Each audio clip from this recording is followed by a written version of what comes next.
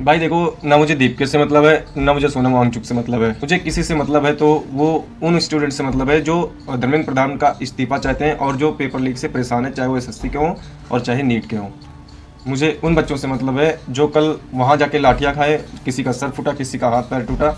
मुझे उन बच्चों से मतलब है जो इतने दिन से वहाँ जंतर मंतर पे बैठे हुए हैं और वहाँ बैठ के सिर्फ एक टॉपिक पे बात कर रहे हैं कि मुझे धर्मेंद्र प्रधान का इस्तीफा चाहिए। मैं पूछना चाहता हूँ बीजेपी के माननीय प्रधानमंत्री नरेंद्र मोदी जी से कि उनको अपने आवास से निकल के और रात तक वापस आते आते अपने इंस्टाग्राम पर 10 रील अपलोड करने का टाइम मिल जाता है। छोटी छोटी चीज़ों की रील बनवा के इंस्टाग्राम पे अपलोड करने का टाइम उनको मिल जाता है। धार्मिक मुद्दों को छेड़ के अपना वोट बैंक तैयार करने का टाइम उनके पास है। तो ये एक रील या फिर एक बयान अपना उन छात्रों के लिए क्यों नहीं दे रहे हैं जो इतने दिन से पेपर लीक से परेशान हैं, आंदोलन कर रहे हैं, धर्मेंद्र प्रधान का इस्तीफा मांग रहे हैं। उनके लिए इनके पास 10 से 15 मिनट का टाइम क्यों नहीं निकल पा रहा है एक बयान देने के लिए या फिर एक रील बनाने के लिए। जैसे मैं कहता हूँ, तुम बोलते हो कि भारत देश मेरा परिवार है, तो मोदी जी अगर भारत देश आपका परिवार है तो इसी परिवार में से 12 से ज़्यादा छात्रों ने सुसाइड कर लिया सिर्फ पेपर लीक की वजह से।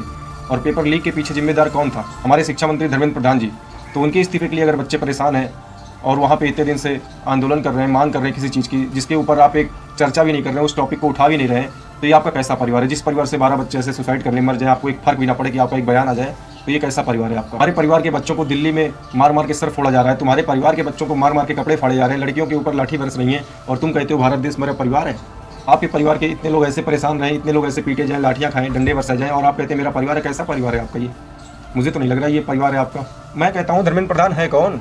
धर्मेंद्र प्रधान एक मंत्री तो है, शिक्षा मंत्री तो है, इतने सालों से है, इतनी सारी कमियां निकल रही हैं, अगर इतने सारे पेपर लीक हो रहे हैं, इतने सारे बच्चे परेशान हो रहे हैं, तो तुमको एक इस्तीफा लेने में क्या जा रहा है उससे? है कौन वो? आपको अच्छे से पता था कि अगर आप इस टॉपिक पे बात कर लेंगे, इस मुद्दे पे आके चर्चा कर लेंगे, उन छात्रों से बात कर लेंगे, तो ये मुद्दा बहुत आसानी से शांत किया जा सकता था। जो दिल्ली में इतने दिन से चल रहा है आंदोलन, ये बहुत शांति से बात करके इसको खत्म किया जा सकता था। कल जो दिन देखा गया है वो दिन देखना ना पड़ता अगर आप पहले आके उस टॉपिक पे बात कर लेते, तो थोड़ी सी चर्चा कर लेते, उसका रास्ता निकाल लेते, उनकी मांग पूछ लेते क्या है। लेकिन आपने ऐसा कुछ नहीं किया जिसका परिणाम कल दिन में देखना पड़ा। लेकिन तुम्हारे रिस्पॉन्स ना करने के पीछे एक ही रीजन था, वो था तुम्हारा ईगो।